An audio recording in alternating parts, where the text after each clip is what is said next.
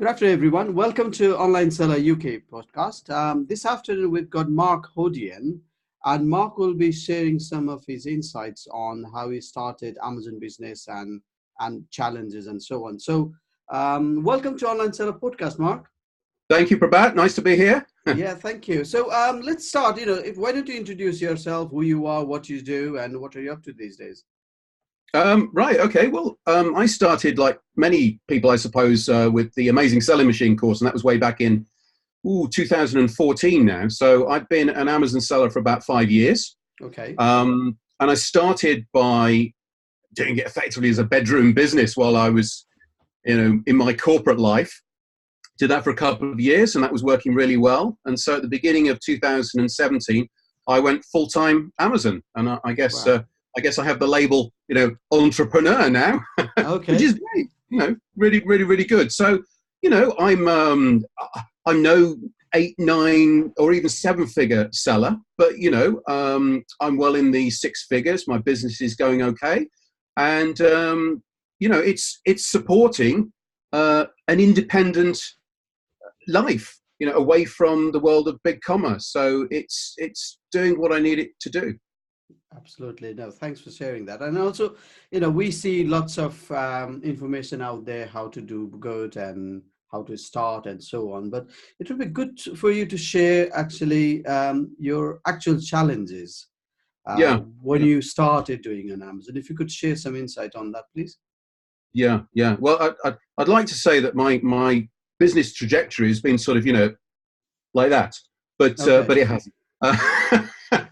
You see all these charts say people get started in Amazon and they say the entrepreneur's journey is like this, and I guess my mind's been sort of like, ooh, okay, yeah, it's been all over the place. And I had a good couple of years when I started, and I think the Amazon game 5 years ago was completely different.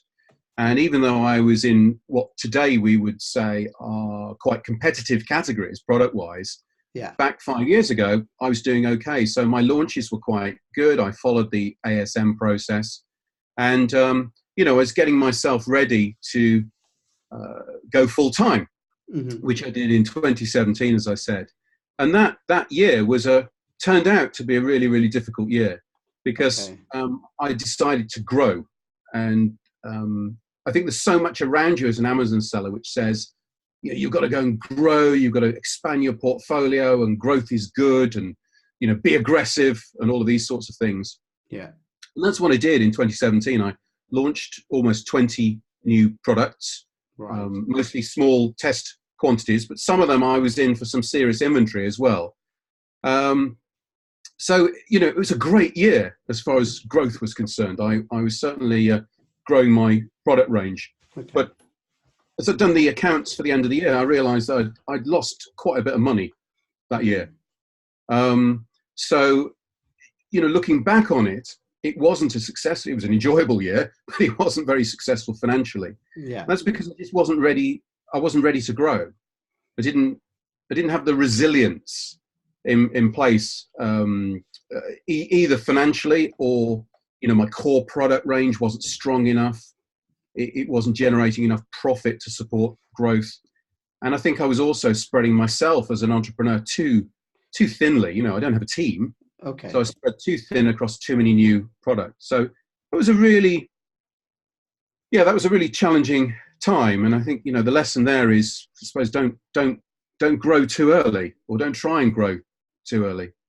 Okay. Right. No, thanks for sharing that. And when you were doing these 20 product launches, how were you managing content, writing, advertising? How you were managing all this all together, and operational bit as well? Yeah. Well, I think the short answer is I wasn't. Okay. I was.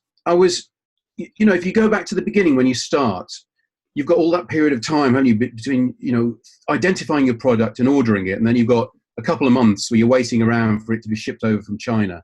And you've got all that time to create your listings and think about your PPC advertising and really get up to speed with everything, and having your Amazon space ready to receive the product. But I think when I was doing all these tests in 2017, I just didn't have the time to do that. Right. So my listings were put up quite hastily. Okay. The keyword research wasn't as rigorous as it should have been. Okay. The PPC was pretty basic.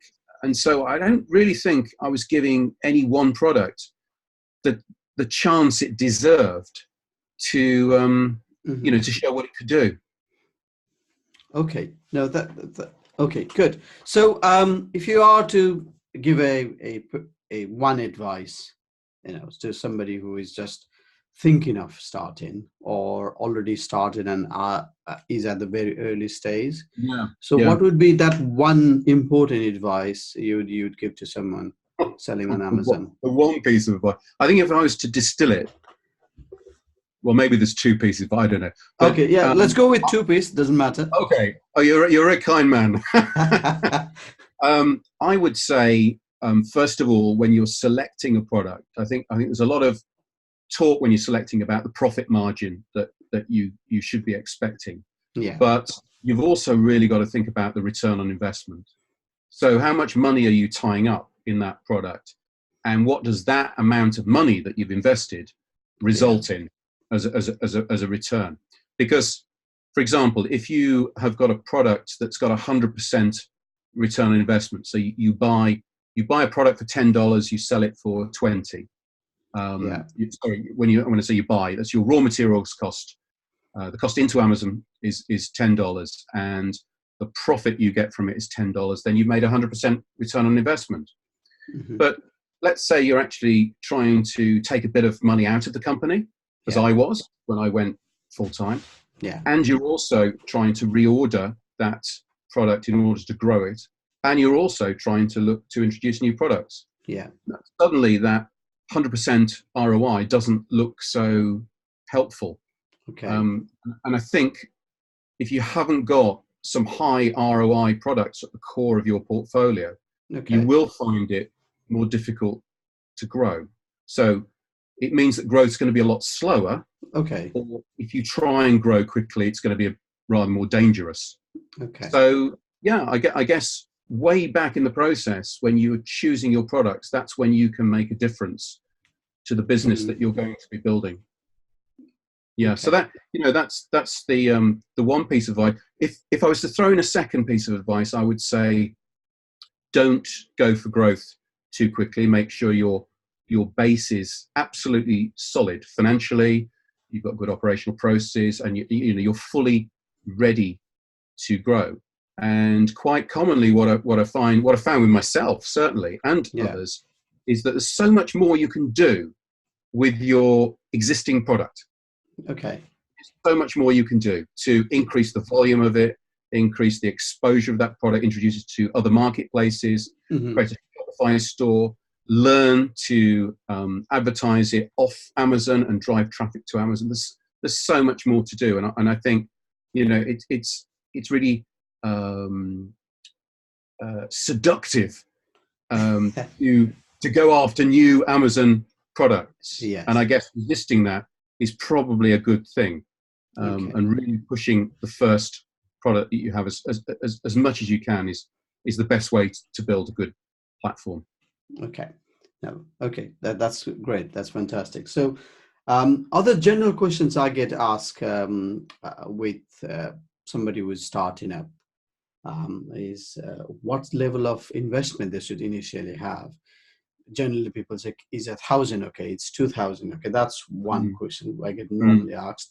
Other one is, yes, China is a general, a lot of people source from, but is there Mm. any other countries that we should at least look towards or research before actually investing everything on China? So what's your take on this? Okay, well let's take the first question in terms of the level of investment. I started, first of all, I wanted a product that had multiple variations, so I could sort of expand it easily, if it was successful. But what I did originally was I ordered just one color. So I Okay. kept my order very, very specific. I didn't order, 10 colors or 10 sizes. I had one size, one color, Okay. and I ordered 1,000 units. Okay. Now, I probably wouldn't do that again today. But Okay. at the time, I ordered 1,000 units, and my total cost to get into the game Yeah. including my training. So Okay. my ASM training, I factored it all in, was around £6,000. So Right. goodness, what's that in dollars?